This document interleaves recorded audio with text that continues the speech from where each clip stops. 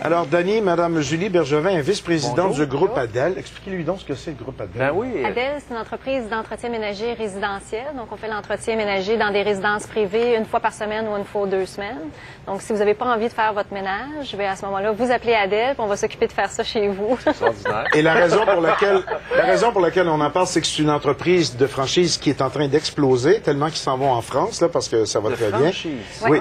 Et le Conseil québécois de la franchise leur a donné le maillon d'or en 2009. Déjà, il était franchiseur de l'année en 2007.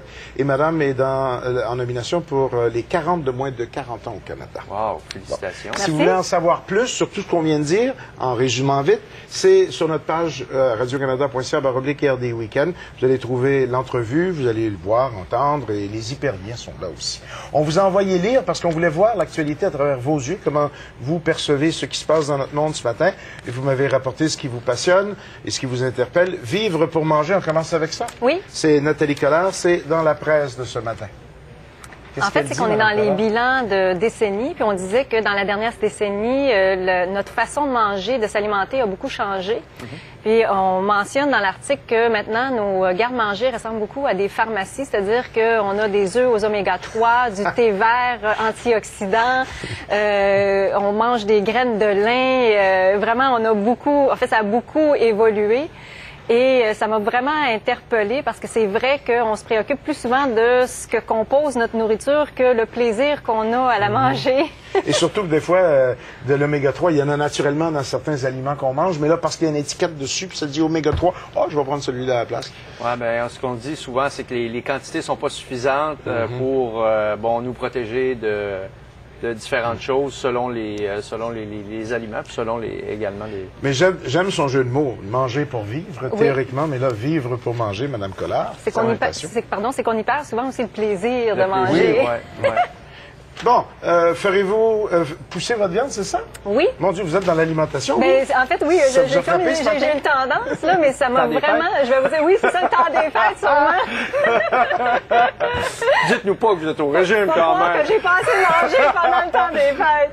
Mais écoutez, ça m'a vraiment impressionné. Apparemment, c'est Electrolux qui a inventé cette nouvelle machine-là. C'est encore en titre d'expérimentation. Electrolux, les balayeuses? Oui, ben en fait, en fait, c'est qu'on met une capsule dans un genre de boîtier, et puis on a une portion de viande qui va, avec la chaleur, là, qui va pousser.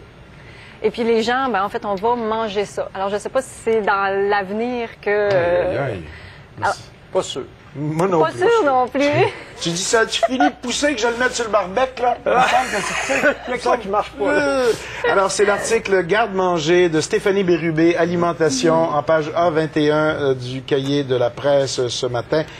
Ferez-vous pousser votre viande? Pas sûr. Pas sûr. Non. Alors, vous tombez dans ma talle. Oui, bon. Le livre électronique à la sauce Apple, ça aussi dans la presse de ce matin. Oui, mais en fait, je connais le iPhone, je l'utilise pas, mais je le connais. Puis c'est vrai qu'il y a beaucoup d'applications, mais ce qui m'impressionne, c'est vraiment le livre électronique où on peut downloader, pardonnez-moi l'expression, là, mais des livres et en faire la lecture.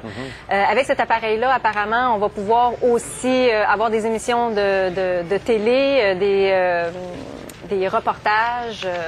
Il manquera plus grand-chose, hein? Non. Ça existe déjà avec le iPhone, l'application pour pouvoir regarder des choses télé. Des films aussi. L'ONF a une application extraordinaire. Ouais, alors, mais on dit que ça change. Tu sais, Twitter, si on avait parlé de Twitter il y a un an, tout le monde aurait dit quoi? Là, là, Twitter, tout le monde connaît ça. Ça va tellement vite, on a de la misère à suivre. Mais ça, cette tablette électronique-là, il y en a déjà sur le marché, mais... C'est quoi la grosseur? La grosseur, on parle de quelle dimension? 5 à 7 fois plus grand que le iPhone. C'est ça, on voit les proportions ici, là. Okay. Un peu plus... c'est ça. À mi-chemin entre l'ordinateur puis le... c'est pas loin du 8,5-11, là. Ouais. À vue de nez, comme ça, là, c'est ça. Voulez-vous la regarder? Parce que depuis tout à l'heure, je suis en train d'essayer de montrer la différence, là. On va vous le montrer. Ça, évidemment, c'est dur à voir, mais vous voyez, ça, c'est le iPhone. Ah, OK, on voit. Ça, ici, c'est la tablette, là. La tablette plus large. Alors, donc, pour les films, la télé, tout ça, ça va être significatif, là. Et moi, ce qui m'a fasciné, c'est surtout que, comme je mentionnais tantôt, que les ventes de livres électroniques ont maintenant dépassé les ventes de livres. C'est sûr qu'on y perd. Pour moi, personnellement, qui est une lectrice, l'odeur des livres, le ça sent pas toucher, pareil. non, c'est ça. Aller dans une bibliothèque puis prendre un livre qui a déjà été lu, ça a un cachet particulier que... Par contre, là, avec toutes les franchises que vous allez vendre, vous allez avoir à voyager beaucoup. C'est ça. Donc, alors ça, c'est compact, c'est pratique. Beaucoup plus léger, beaucoup plus facile à apporter dans les valises. Et vous terminez avec ça, c'est ça? Au final, en fait, c'est qu'on parlait des premiers pas. Là, on voit pas la deuxième page. Ah bon, ben, je vais vous la trouver. En fait, non, c'est les premiers pas dans la prochaine décennie. Oui. Et puis, il y a 3 événements, en fait, mondiaux. Là, les Jeux olympiques dont vous avez sûrement parlé, l'exposition universelle de Shanghai et la Coupe du monde de soccer qui va avoir lieu en Afrique. En fait, je trouve ça toujours intéressant, ces événements-là, parce que ça nous permet d'avoir un regard. Souvent, on a des reportages sur les pays où ça se tient. Puis ça nous permet de voyager, même si on reste chez nous. Et effectivement, même si c'est chez nous, on s'entend que Vancouver, il y a beaucoup de monde qui savent où c'est, mais qui connaissent pas. Alors là, ça va nous donner à nous aussi l'occasion de découvrir la côte ouest, ce qui est une très bonne chose. Madame Bergevin, merci beaucoup pour ce regard dans l'actualité de ce matin. Je rappelle que l'entrevue qu'on a faite tout à l'heure est en ligne pour le groupe Adèle, et je rappelle votre nomination dans les 40 de moins de 40 ans au Canada. Merci Bonne beaucoup. chance. Oui, merci. Bonne année. Merci, à vous aussi. Ça m'a fait plaisir. Merci.